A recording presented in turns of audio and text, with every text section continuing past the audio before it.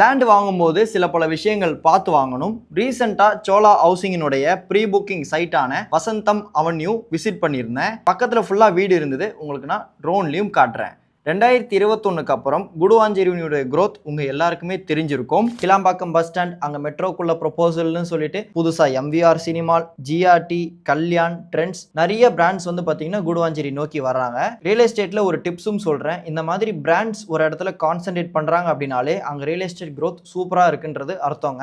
இந்த மாதிரி real estate சம்பந்தப்பட்ட அப்டேட்ஸ் நீங்க டக்குன்னு தெரிஞ்சுக்க நம்ம சேனலை பட்டுன்னு ஃபாலோ சப்ஸ்கிரைப் பண்ணி வச்சுக்கோங்க. இந்த லேஅவுட் குடுவாஞ்சேரி நெல்லிக்குப்பம் ரோட் சைட்ல காயரம்பேட்ல இருக்கு.